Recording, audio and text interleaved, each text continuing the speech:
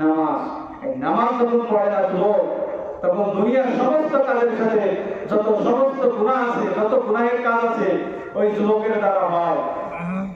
যুবক তখনই এই সমস্ত ধরনের গুনাহের কাজ থেকে বের হয়ে আসতে পারবে যখনই ওই যুবক নামাজি হয়ে যাবে। সমাজের মধ্যে যদি 10 জন যুবক দাঁড়িয়ে বলে কোরআনের আলোচনা হবে, কোরআনের মাহফিল হবে, ওই সমাজের মধ্যে যদি 100 জন মুরব্বী দাঁড়িয়ে বলে গান বাজনা করবো, কখনো এই 10 জন যুবকের সাথে দাঁড়িয়ে থাকা সক্ষম হবে না। এজন্য ভাই ভাই, আমরা দিনের কাজের সাথে এগিয়ে যাবো, দিনের কাজের সাথে সংশ্লিষ্ট থাকবো।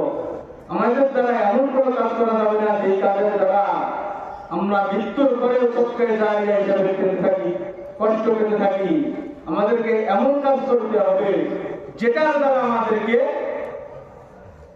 মৃত্যুবরণ করলেও না, দুনিয়াতে থাকলেও না। মৃত্যুর পরে তো লাভ আছে। দুনিয়ার কোন যুবক যদি গাঁজা খায়, মদ খায়, সমাজের মানুষ তাকে দেখতে পারে? দেখতে পারে না। আর বাকি সব তো বাদই দিলাম। আপনার দুনিয়াকে গ্রহণ করে না, যদি আপনি বাদে নেশা করে, তাহলে সেখানে কি হবে? আপনাকে গ্রহণ করবে। বর্তমান সমাজে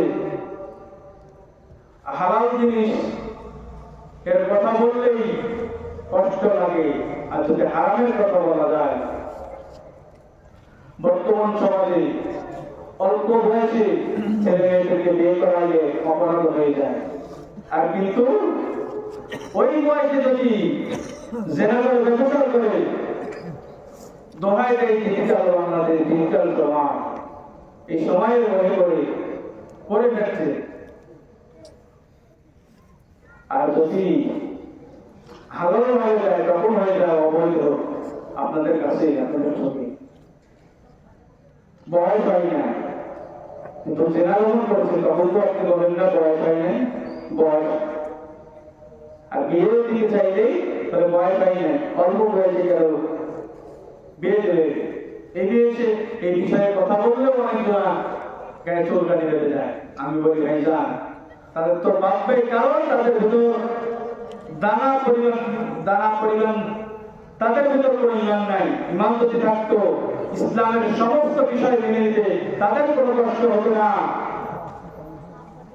ইসলামের বিধান মেনে নিতে তাদেরই কষ্ট হয়, যাদের ভিতর যারা পরিমাণ ইমান নেই, যাদের ভিতরে যারা পরিমাণ ইমান নেই, যাদের ভিতর যারা পরিমাণ ইমান থাকে না, তারাই তখনই পারে, তাদের দ্বারা সম্ভব হয় ইসলামের বিরুদ্ধে কথা বলতে।